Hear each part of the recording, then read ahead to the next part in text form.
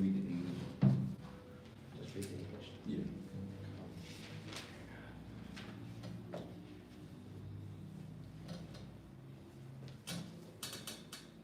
These are the What? Oh, yeah, you're right. Go ahead. offsprings. No. Oh, what? Offspring. Okay. Offspring of Noah. Noah was a righteous man, perfect in Imperfect. his Does it say imperfect? Okay, go ahead. perfect in his subdued generations. Noah walked with Abraham. Noah had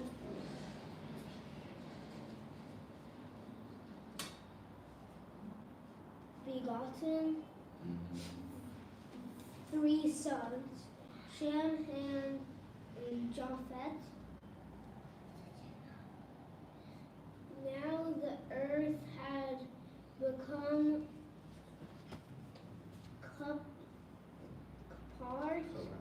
corrupt before Elohim, and the earth had become filled with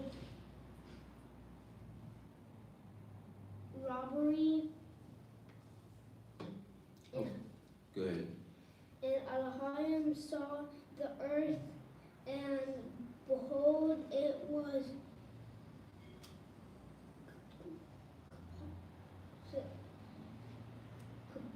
corrupted, Mm-hmm. for all flesh had corrupted its way upon the earth. Okay. So what we see here at this time period, the earth had learned the sins and wickedness that Adam had learned by eating of the tree of good and evil. So the earth was full of corruption, full of evil, full of violence, all stemming from Adam's transgression. So now we're up into the point of we're about Noah and his 3 sons. Okay. All right. Next reader.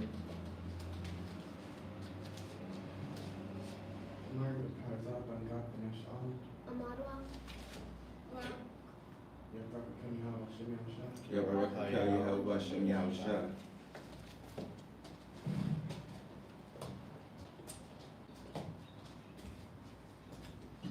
Okay.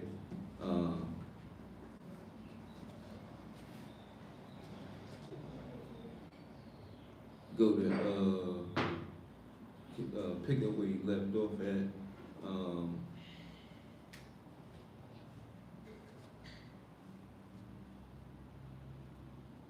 Verse 13.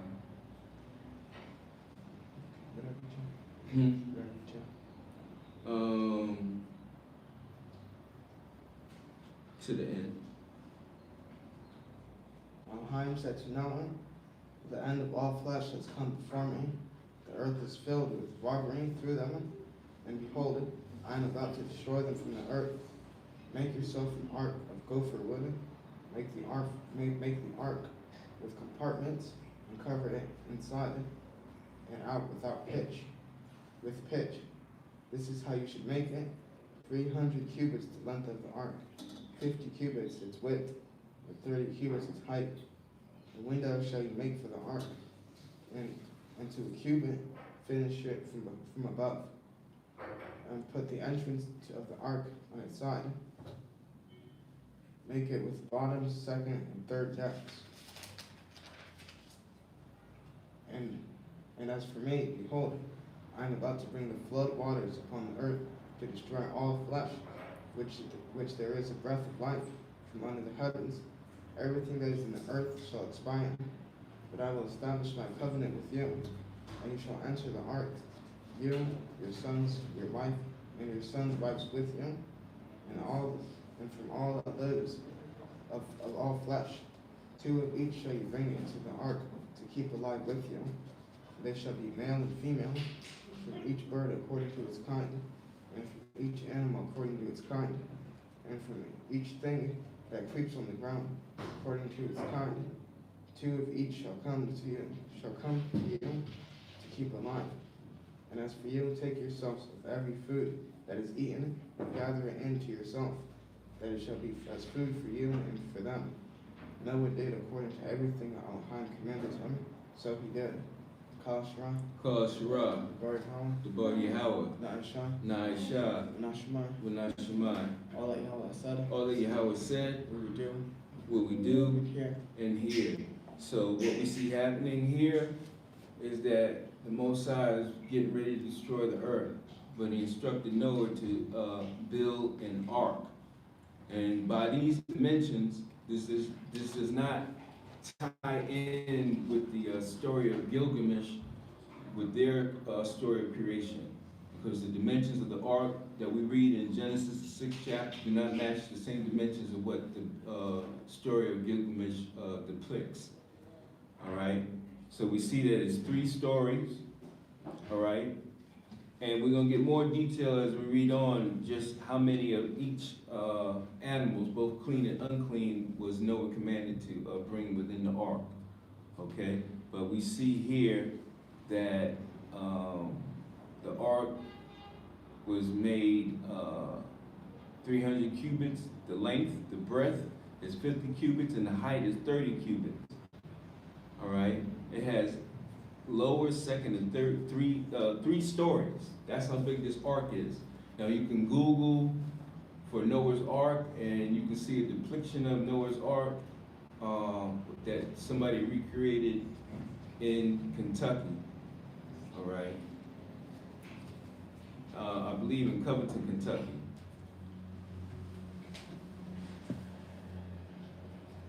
All right, you're gonna read Genesis 7, 1 to 16.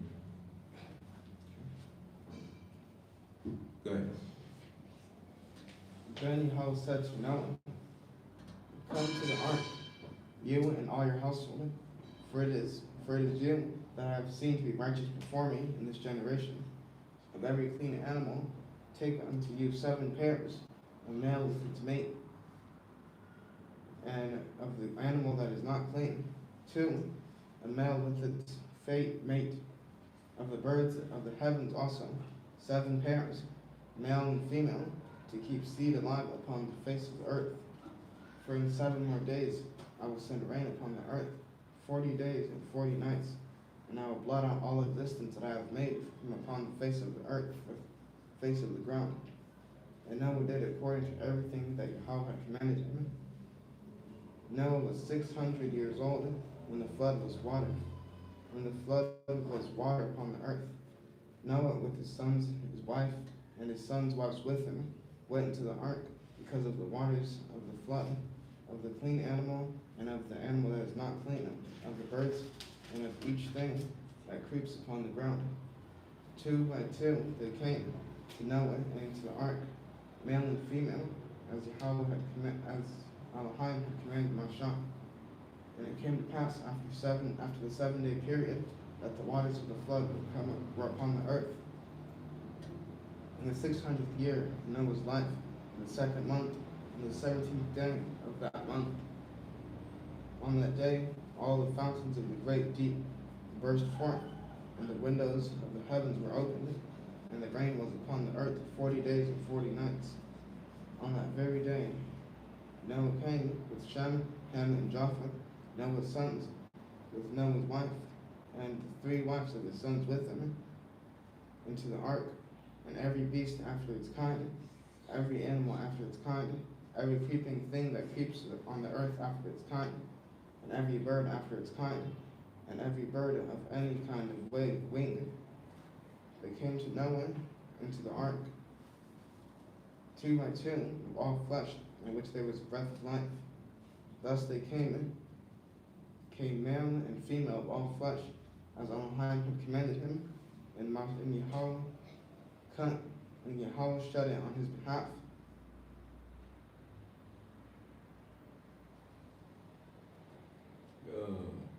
That was 17. No. When the flood was on the earth 40. All right, no, that's it. Okay. So, what we read in Genesis the 7th chapter, of the clean beasts, he told him to take them by sevens, male and female, okay? And the ones that were not clean, he told Noah to take them by twos. So the clean animals were taken by sevens, both 7 females and 7 males, and the unclean were taken by twos. Okay? So by fowls of the air, by sevens, male and female. So this is the breakdown. Okay, so we have the clean animals by sevens and the unclean animals by twos. That's so it wasn't all just 2 of each, as some of the stories of Noah try to recant their stories. All right. Noah was 600 years old when the flood waters began, and then the flood waters, the heavens were open, water was coming from heaven, and then the earth opened up and water was coming from underneath. So you had a double effect, both from the ground up and from the heavens down. All right. And then once he went into the ark, it was the Most High that shielded in. And then it rained for how long? Did we read that? Yeah, it rained for 40 days and 40 nights. So it was Noah, Shem, Ham, and Japheth, and along with their wives. All right. Okay, next reader. Alright, I should on parts out of God by Inshallah. Magma. Rock. Yeah, Rock, coming out, but should be all shot. Yeah, how about you?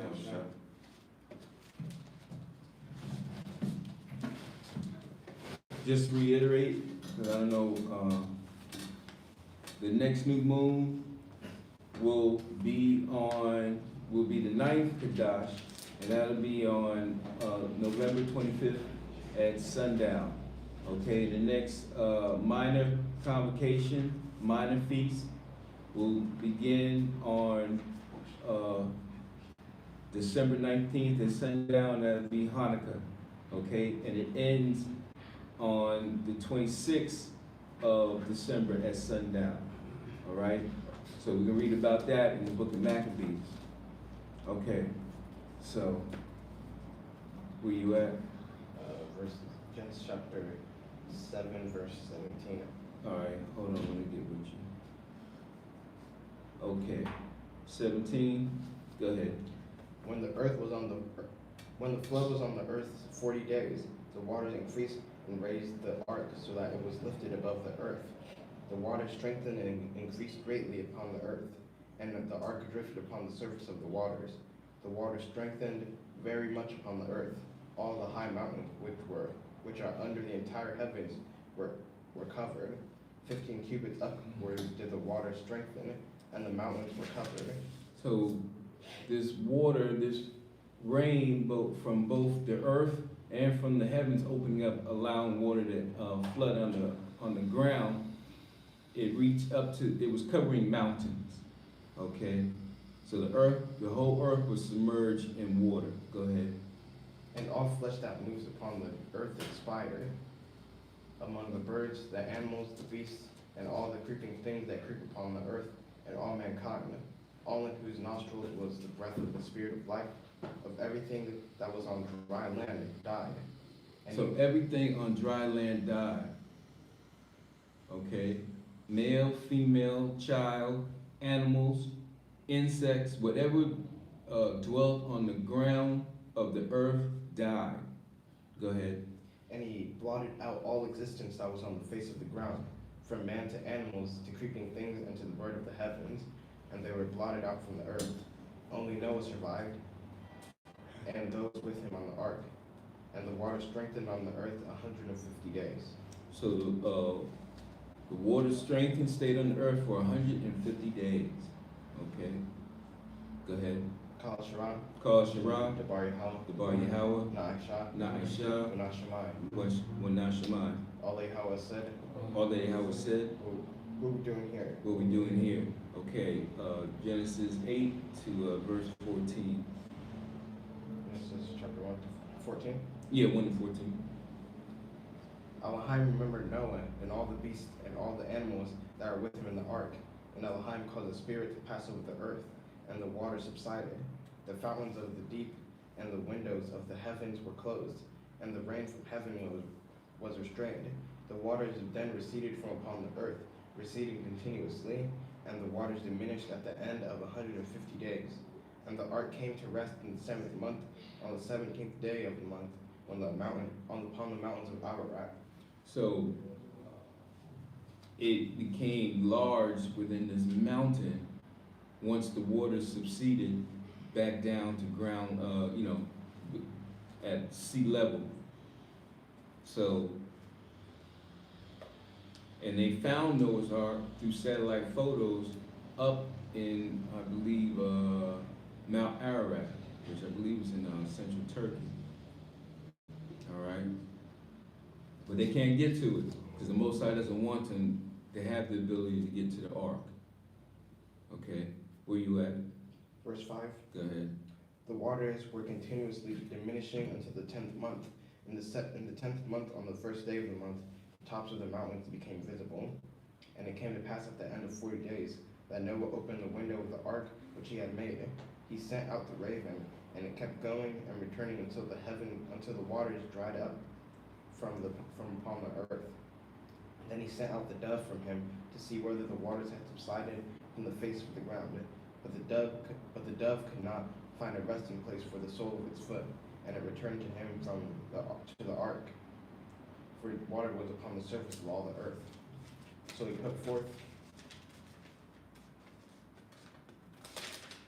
put forth his hand and took it and brought it to him to the ark. He waited again another 7 days, and again sent out the dove from the ark. The dove came back to him in the evening, and behold, an olive leaf it had plucked with its bill. And Noah knew that the waters had subsided from upon the earth. Then he waited for another 7 days, and sent the dove forth, and it did not return to him again. And it came to pass in the 601st year, in the first month, on the first of the month, the waters dried from upon the earth. Noah removed the covering of the ark, and looked, and behold, the surface of the ground had dried. And in the 2nd month, on the 27th day of the month, the earth was fully dry. Which was 14. Okay, so we see that Noah used wisdom and sent out birds to scout out the area, see if there was dry land. Eventually, the dove came back with an olive leaf, but at first, it didn't come back with anything. So he had to pull it back in, not knowing how far the dove had flown. All right, but then he waited 7 days. He let 7 days pass between each attempt. And then finally, when he let the dove out, it never returned. So that let him know that the earth was fully dry. Okay, so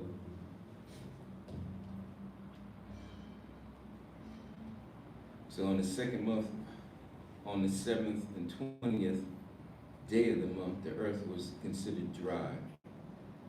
So now we're going to read further the instructions of the Most High to Noah. Next reader.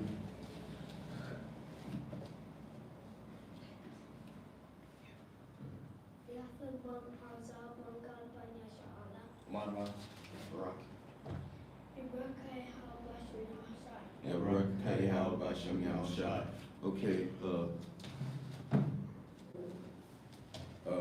somebody help him. All right, where you at? Genesis 15. Go ahead. Elohim spoke to Noah, saying, Go forth from the ark, you and your wife, your sons, and your sons' wives with you, every living being that is with you, of all all flesh, of birds, of animals, and all creeping things that move on the earth. Order them out with you and let them teem on the earth and be fruitful and multiply on the earth.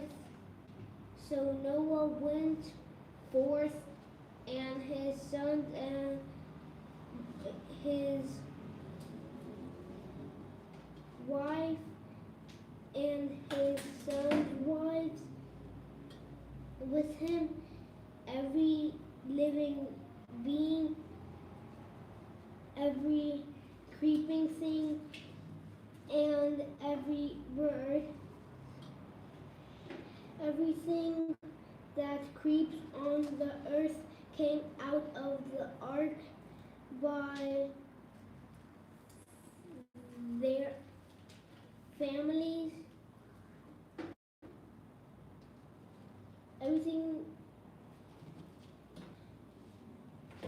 Then Noah built an altar to Hashem Yahweh and took of every clean animal and of every clean bird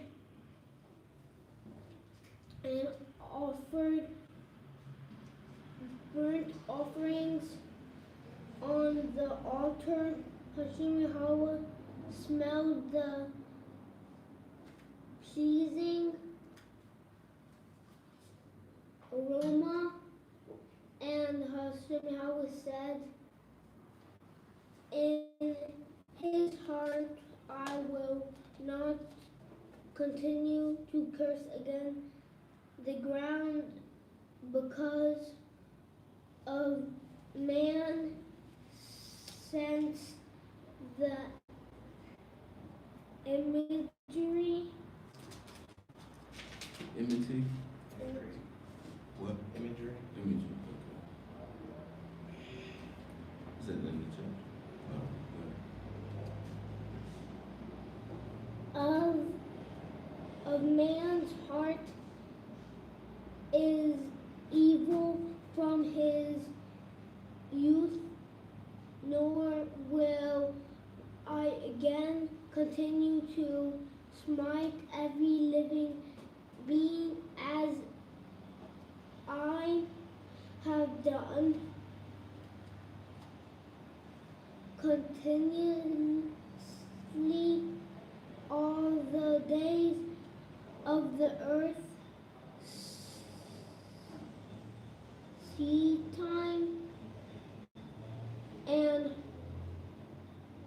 harvest, cold and hard, hurt, There's no hardness. heat, summer and winter, day and night shall not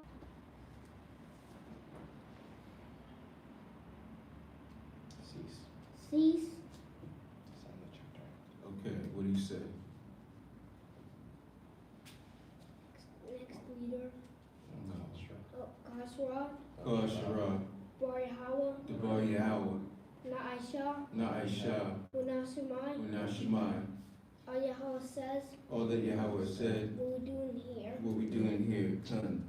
Okay.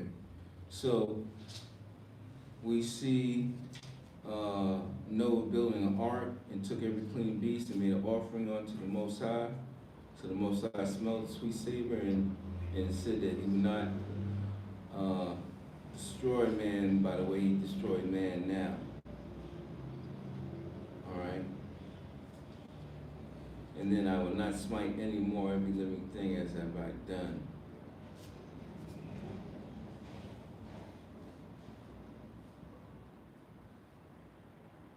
Okay, next reading.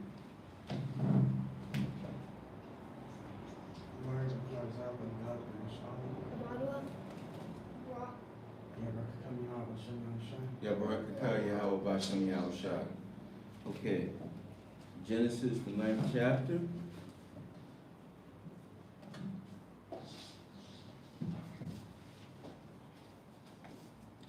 Verses,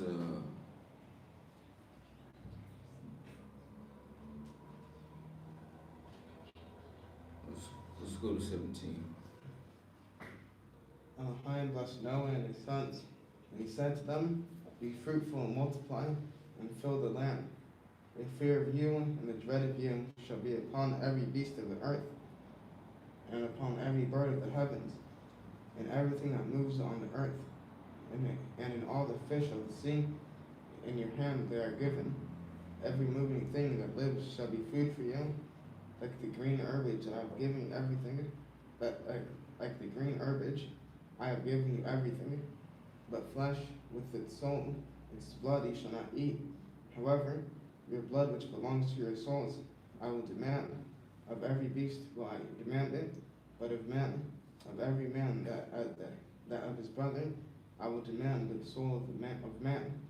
Whoever sheds the blood of man, by man shall his blood be shed. For in the image of Elohim he made man. So we see a command that whosoever shed his man's blood in it, unrighteously, his blood shall be shed. All right. And then we also see that we shouldn't eat the blood within the meat of animals. Okay, because the spirit of the animal dwells within the blood. That's why it's very important when we do prepare our meats. The kosher way to do things is to draw as much blood out humanly possible. That's with boiling, that's with salting, marinating overnight, grilling, making sure you get all the blood out of the animal that you're preparing to eat. Lawful animals, I might add, according to the dietary law. Okay, where you at? Verse 7. All right, go ahead. And ye be fruitful and multiply. And once again, this commandment, be fruitful and multiply. Where did that commandment first? Where did we first read that commandment? Back in Genesis, the 1st chapter. Be fruitful and multiply. That is a commandment. Okay, go ahead. Teem on the earth and multiply on it.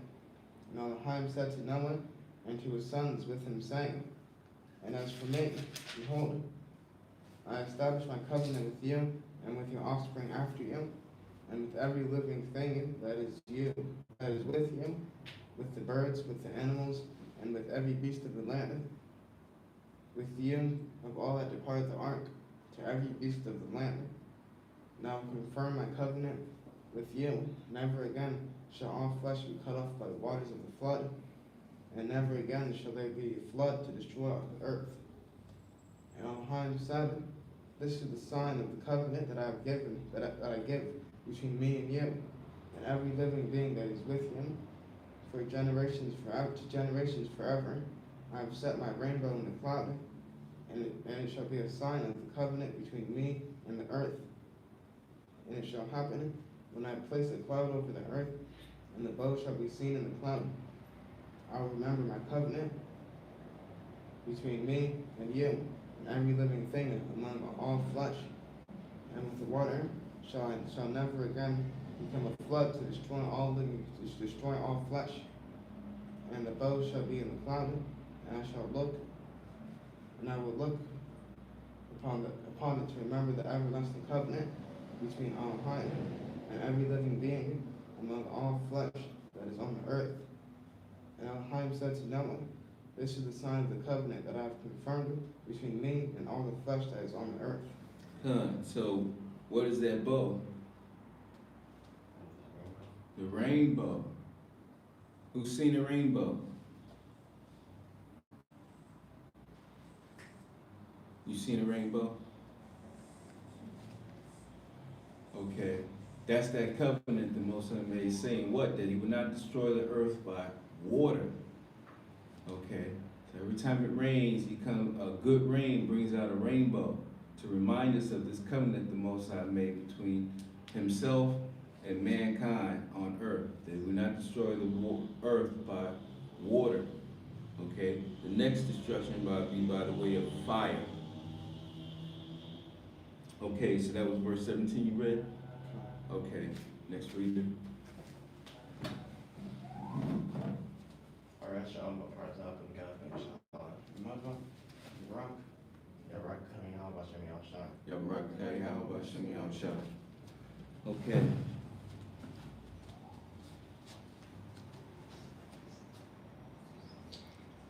Okay, so pick up from verse 18 and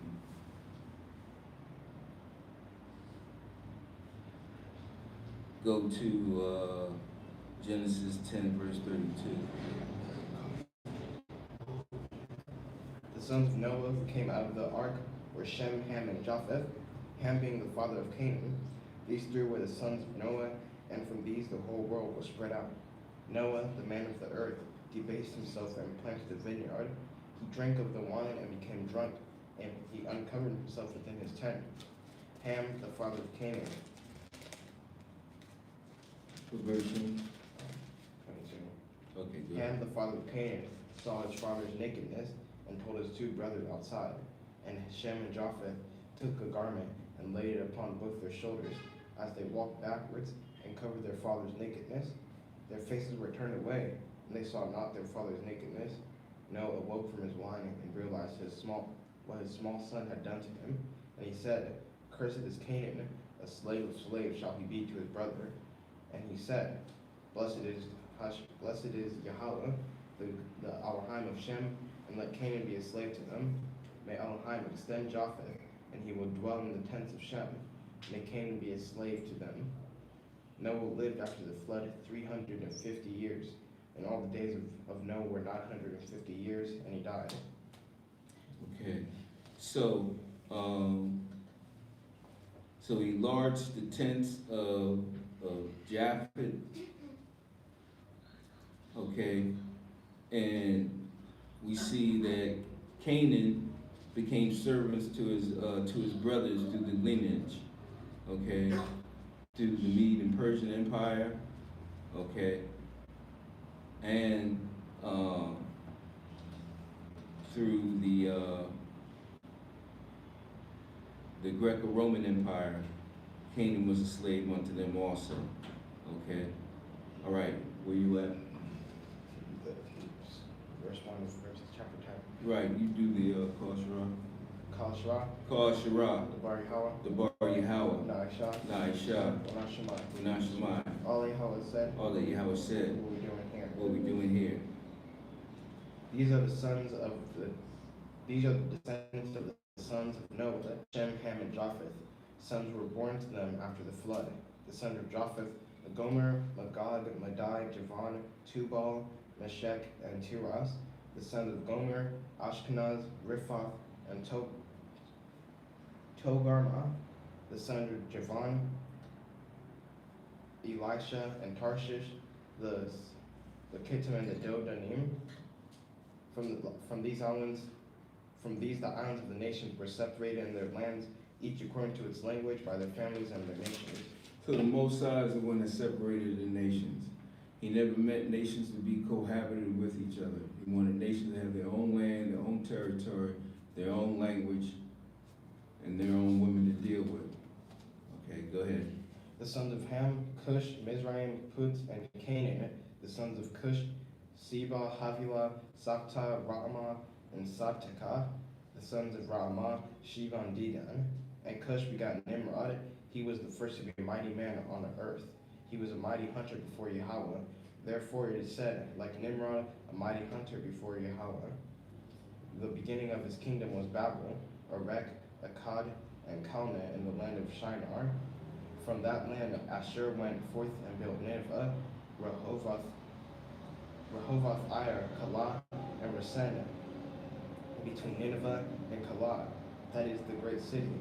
And Mizraim begot Ludim, Ananim, Lahabim, Naphtuhim, Pathrusim, and Kaluhim, whence the Philistines came forth, the Caphtorim.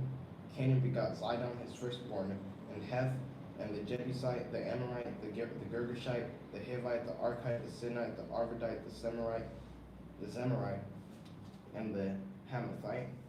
Afterward, the families of the Canaanites branched out, and the Canaanite boundary extended from Zidon going toward Gerar, as far as Gaza, going toward Sodom, Gomorrah, Admah, and Zeboim, as far as Lasha. These are the descendants of Ham by their families, by their languages, and their lands and their nations. And to Shem also to him were born. He was the ancestor of all those who lived on the other side, the brother of Japheth the elder. And the sons of Shem, Elam, Ashur, Arpachshad, Lud, and Aram.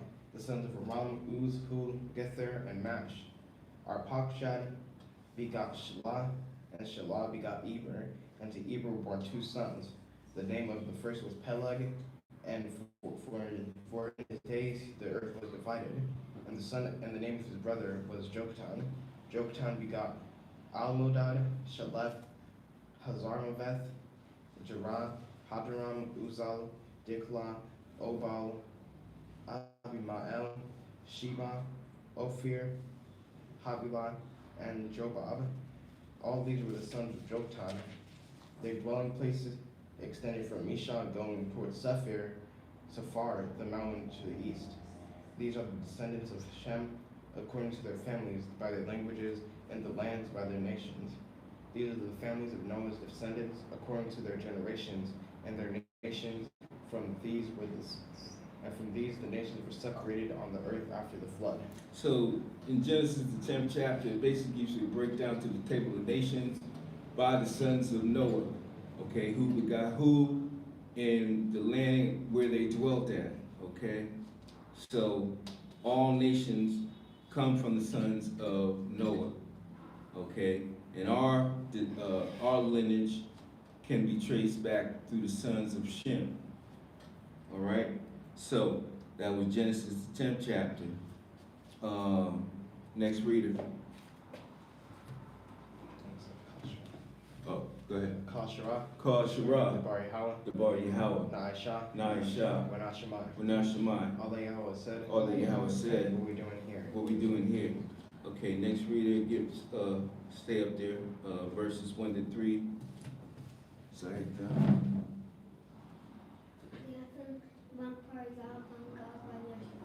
Madwan, Barak. Yabarakaya Halbashem Yahushua. Okay, Genesis 11, 1 to 3. The next reader will come up and finish it out to verse 32. All right, go ahead. The whole earth was of one language and of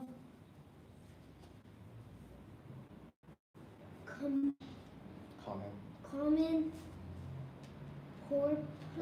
purpose.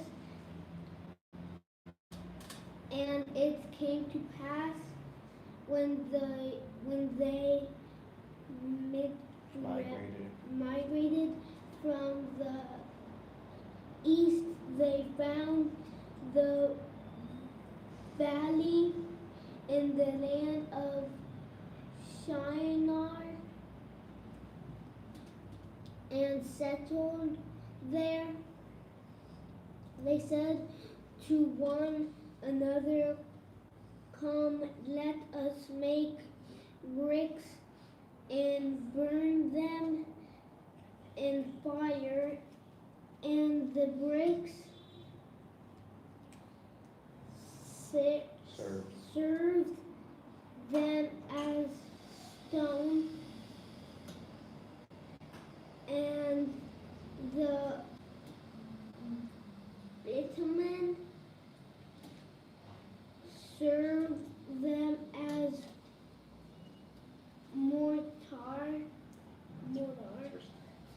Okay, verse 3, next reader.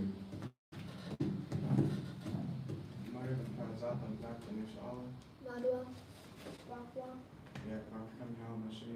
Yabarakaya Halbashem Yahushua. Okay, 3 to the end.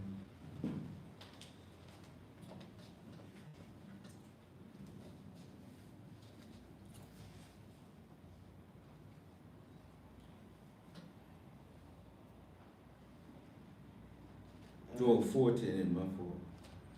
And they said, come, let us build a city and a tower with its top in the heavens. Let us make a name for ourselves, lest we be dispersed across the whole earth. Yahweh descended to look at the city and tower which the sons of man built. And Yahweh said, behold, they are one people with one language for all. And this they begin to do. And now, should it not be withheld from them what they are proposed to do? Come. So, at this point, all manner of people spoke the same language, okay? And then they conspired together, said, let us build a tower to reach unto heaven, okay? Now read that part again. And they said, verse 4.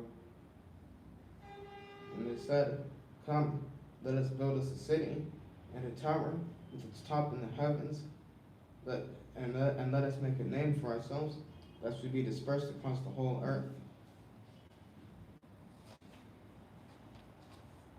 Go ahead. Yahweh descended to look at the city and the tower which the sons of man built. And Yahweh said, behold, there are one people with one language for all. And this is what they begin, and this they begin to do. And now, should it not be withheld from them what they are proposed to do? Come, let us descend.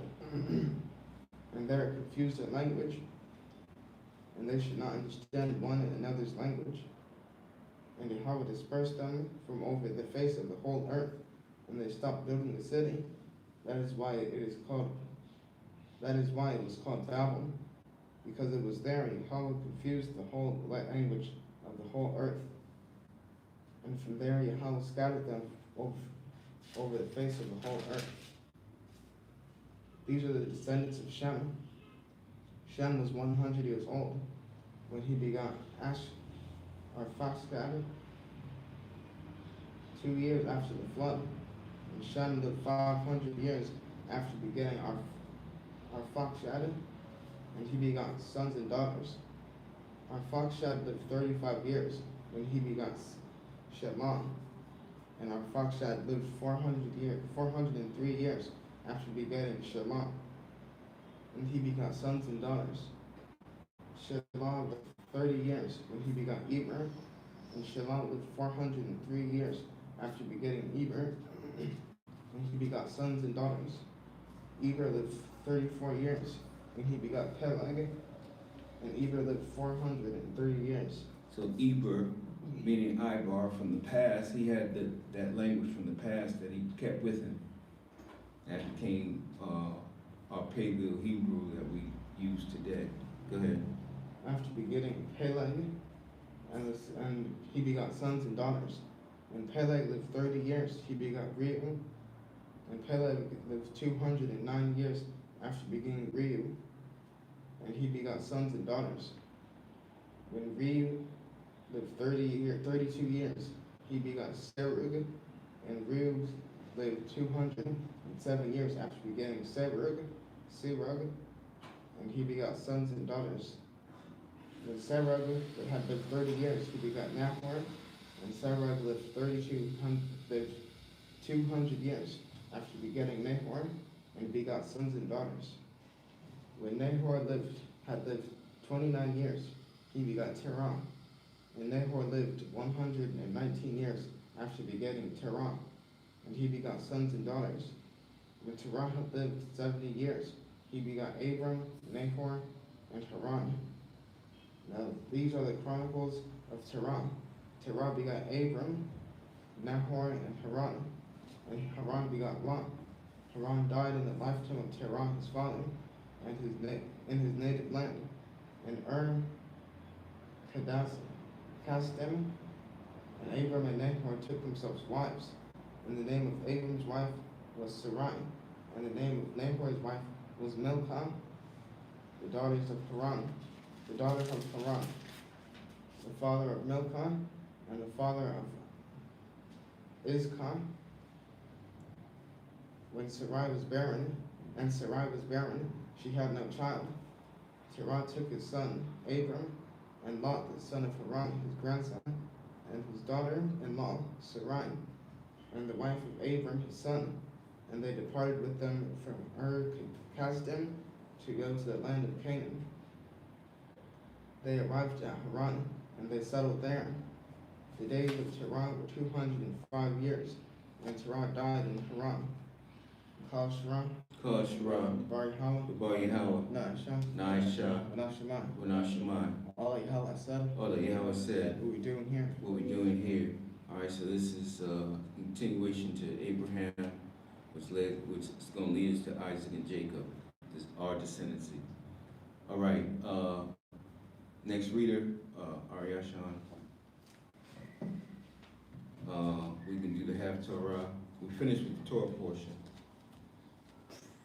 So half Torah, Isaiah 54 verse 1 to Isaiah 55 verse 5, reading about the eternal covenant of peace that the Most High made with Israel.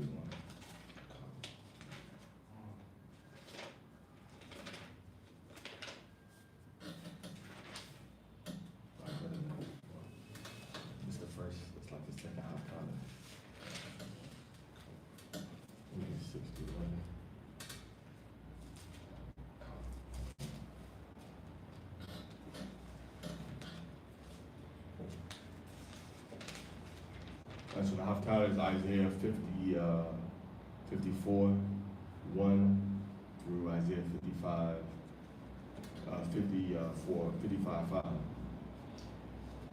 Sing out, O barren one who has not given birth. Break out into glad song and be jubilant, O one who had no labor pains. For the children of the desolate Jerusalem outnumbered the children of the inhabited city, said Yahweh. Broaden the place of your tent and stretch out the curtains of your dwellings. Stand not, lengthen your cords and strengthen your pegs. For southward and northward you shall spread out mightily. Your offspring shall inherit nations, and they will settle desolate cities. Fear not, for you will not be shamed, and do not feel humiliated, for you will not be mortified. For you will forget the shame of your youth, and the mortification of your widowhood you will remember no more. For your master is your maker, Yahweh. Master of legions is his name. Your Redeemer is the Holy One of Yasha'Allah. Elohim of all the world shall he be called.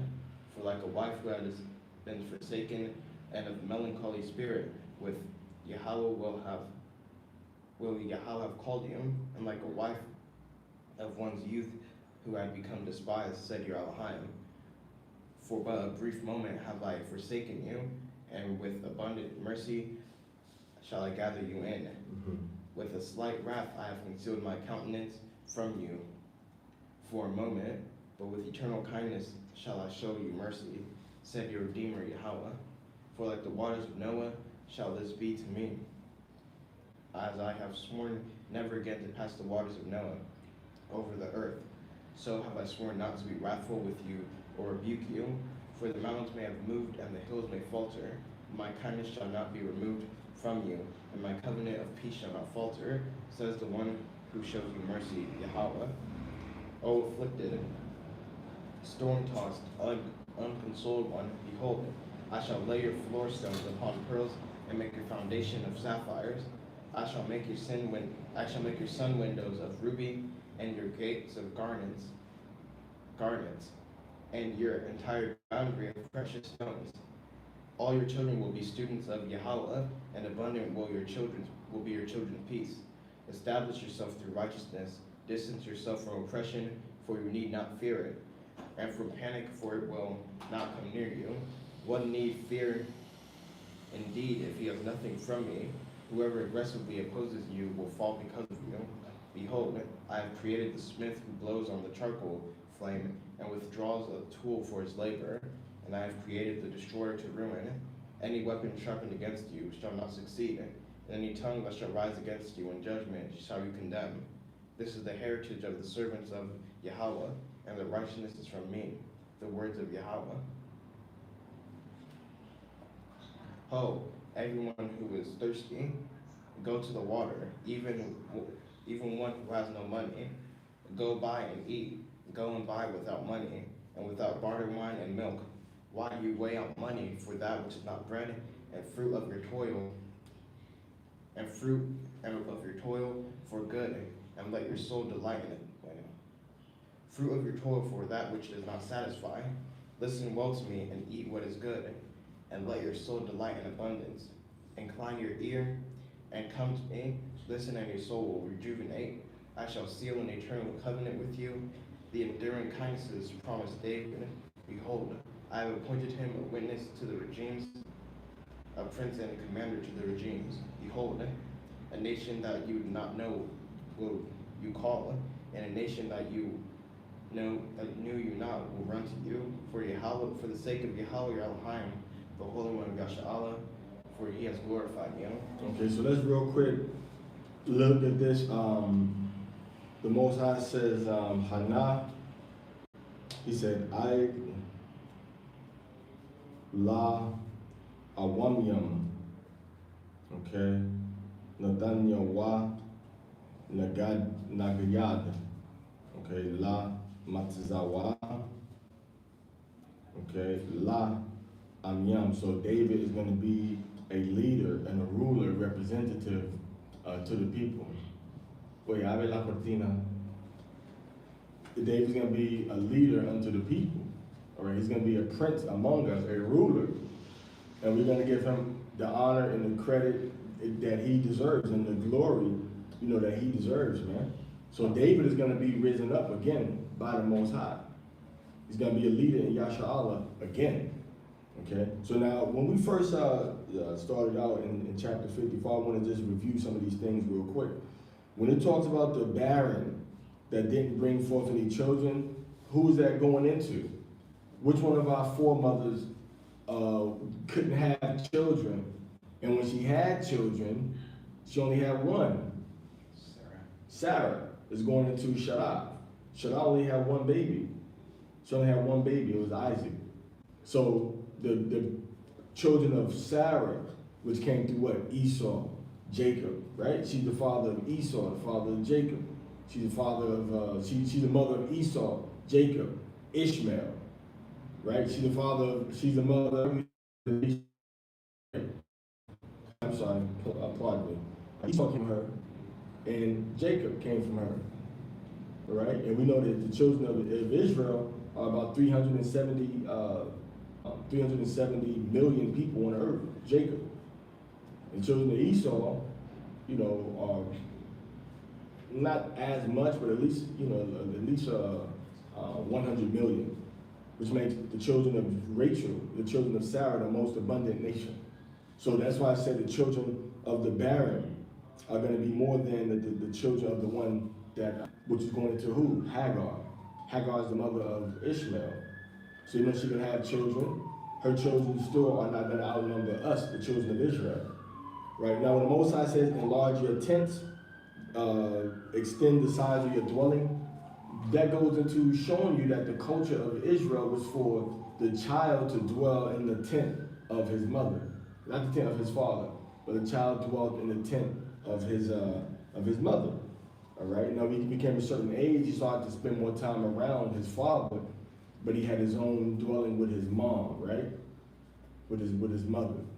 Right? It was divided up into different sections also, right? You're gonna spread to the left and to the right. So now when the Most High says that, basically say he's turned his backs to us. All right? He's turned his backs to us, and then he said, "In my anger, I've hid my face from you."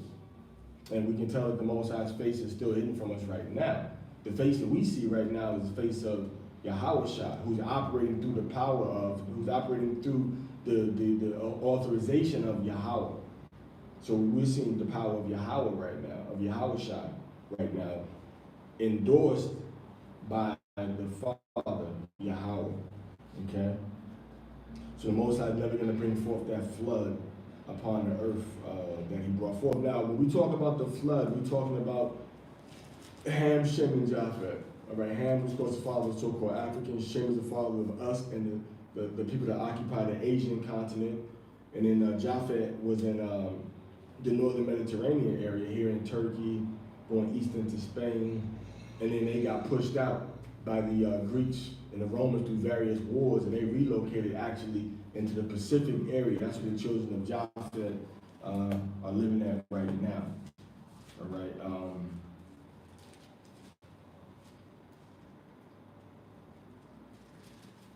right. So now the Most High also shows us in Bereshit that every moving thing that lives shall be meat for you, even as the green herb. So that shows you that the Most High has told us from the beginning that we can eat what? Animals and herbs, which is vegetables and fruits, things that grow from the ground. So he said we can eat all of these things. All right. So one might say, well, you know, from the beginning with Adam and Eve, they ate fruits and vegetables, so we should do that. Well, no, the Most High is showing you that you can eat the things that are animals, and then he gives you the rules and regulations of the clean and the unclean animals. All right. Now you go into Nimrod, you know, all these things are happening. Why? Because the Most High has a plan to set Yasha'Allah up, then we're gonna fall, and then to raise us back up. But first we see in all of the people that came before him, men were being wicked. Nimrod is being wicked. Esau came was wicked. All after Adam fell. These are all children of Adam, remember. These are all Adam's children messing up. And Adam's children are also the children of Yasharallah. And we're going to be the ones that come in and set everything straight, even though we got the truth, we got Yahweh, we got the laws, we got the spiritual power, but we also did what? We messed up too. Right? So now the Most High is saying, sing, old barren, all right, that couldn't get pregnant, couldn't bring forth children, because your children are what? Be spread abroad on the whole earth. Now, we didn't know that part of that fulfillment for that prophecy is talking about the children of Yasharallah being taken into captivity into all nations also. That's also what that prophecy is going into. You understand? All right, so the Most High says he's going to make everything beautiful for the children of Yasharallah. There's going to be no problem, no pain, no sorrow. Everything going to be straight. Problem, no pain, no sorrow. Everything going to be straight and clear. All right, and the Most High is not going to destroy the earth ever again with fire or with water once we get set back up in the eternal kingdom. All right, so I'll read Luke 17, 20, and 27. Unless somebody else want to read it. Yeah, who wants to read Luke? Anybody want to read Luke?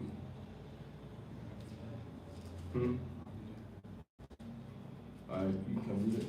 Luke 17, verse 20 to 27. Luke 17, 20 to 27. Let me get it. Luke 17. 20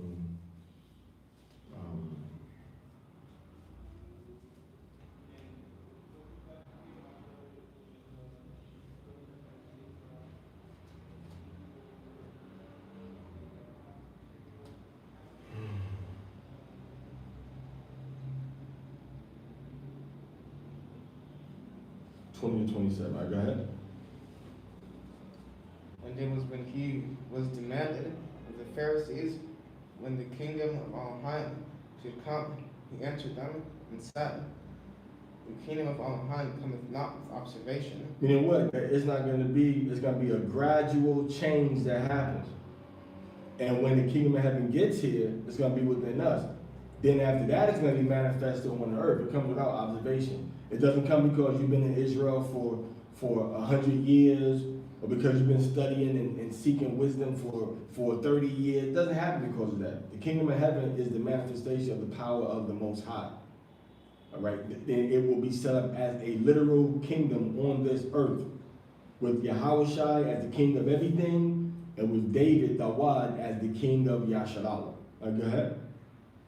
Neither shall they say, lo here, or lo there, for behold, the kingdom of on high is within you. So we got different levels of the kingdom of heaven. We got the infinitesimal that's in you, in your DNA, in your blood, that causes you to connect with the eternal, which is outside of us, and for eternity, going throughout the whole universe, in the throne of the Most High.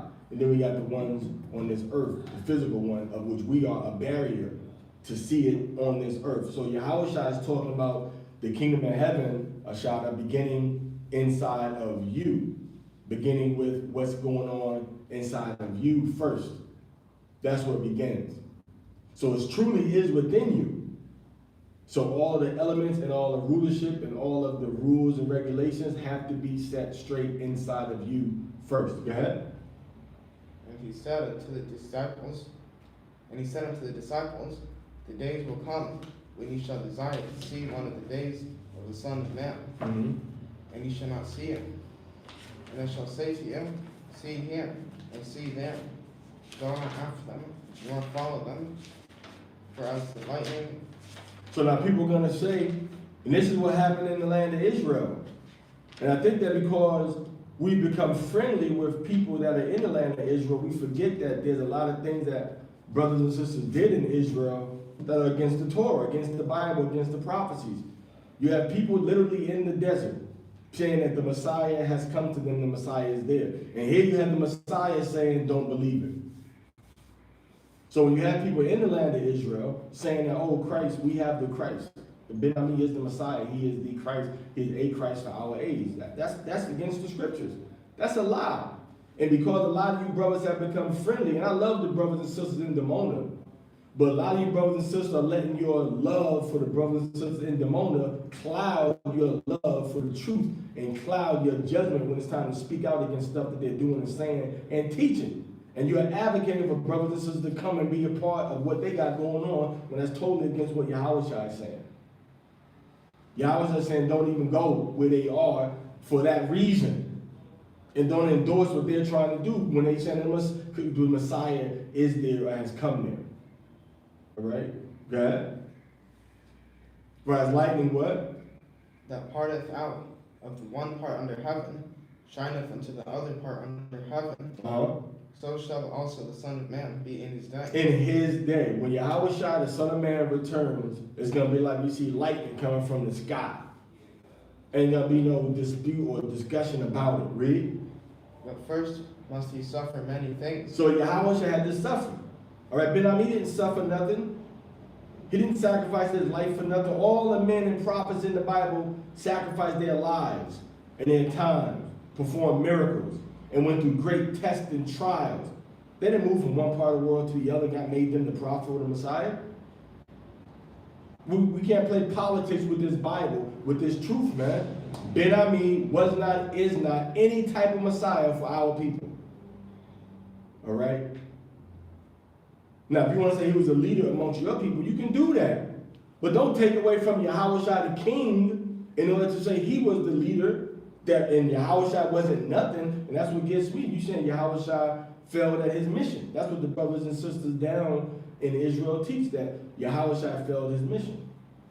We can say Masha from the original Israelite school in UPK, Israelite church in UPK. We can say he was a king. We set him up. He was set up by brothers as the king. I recognize him as the king of Israel. Nobody said he was the Messiah to replace Yahushua, or he was the promised or a promised Messiah. All right. Now people try to say, okay, this is King David. I mean, this is King David. This is King Peter, or whatever. They're entitled to feel and think if that's what they want to feel and think. But that doesn't take away from Yahweh Shai the Messiah. It doesn't say that he's the one you got to look to. He's the infallible man. It doesn't say that. All right, read. And be rejected of this generation. But Yahweh Shai was rejected. And the scripture says the prophets is not without honor in his own country. So even his own people are going to reject him. Read. And as it was in the days of Noah. Everybody was doing their own evil, wicked thing, not paying attention to the warning that was coming to them. Read. So shall it be also in the days of the Son of Man. So when Yahweh Shai makes his return, nobody's going to be paying attention, waiting for him, looking for him. They're going to be wrapped up in doing their own carnal, wicked thing. Read. They did eat, they drank, they married wives. Mm-hmm. They were given in marriage until the day that Noah entered into the ark, and the flood came in and destroyed them all. So the destruction of all those that oppose Yahweh Shai, all that oppose the Torah and righteousness is going to come. Whether we wanted to or not. It doesn't matter if we're ready for it or not. It's going to come. It's going to destroy all the enemies and vanquish our adversaries. Point blank, that's the end of the story. All right, I shall come. All right, so the water for that, we're going to do the memorial of the woman. Any where the gospel shall be preached, we got to talk about this woman. Now, when Yahweh Shai was in Bethany, in the house of Simon the leper, there came unto him a woman having an alabaster box of very precious ointment, and poured it on his head, as he sat at meat. But when his disciples saw it, they had indignation, saying, to what purpose is this waste? For this ointment might have been sold for 300 pence, 1 year's wages, and given to the poor. When Yahweh Shai understood it, he said unto them, why trouble ye the woman? For she has wrought a good work upon me. For ye have the poor always with you, but me ye have not always. For in that she has poured this ointment on my body, she did it for my burial. For verily I say unto you, wheresoever this gospel shall be preached in the whole world, there shall also this that this woman has done be told for a memorial of her. Okay? So Amadkam, Amad Shabath, Amadwa, Barakwa, Yabaraka Kam Yahweh Bashem Yahweh Shai, Kwam Yahweh, Kwam Yahweh Shai, Kwam Yasha'Allah, Hallelujah, Hallelujah, Hallelujah, Yarimata, Amadwa Shabath, Akwat Amadwan, Amadwa Shabath, Amadwa, Barakwa, Yashamar Kam Yahweh Bashem Yahweh Shai, Kwam Yahweh, Kwam Yahweh Shai, Kwam Yasha'Allah, Hallelujah, Hallelujah, Hallelujah, Yarimata, Amadwa Shabath, and he's dismissed. Eso para la grabación del video. Shabbat Shalom, everybody. Hallelujah. All praise to Yahweh.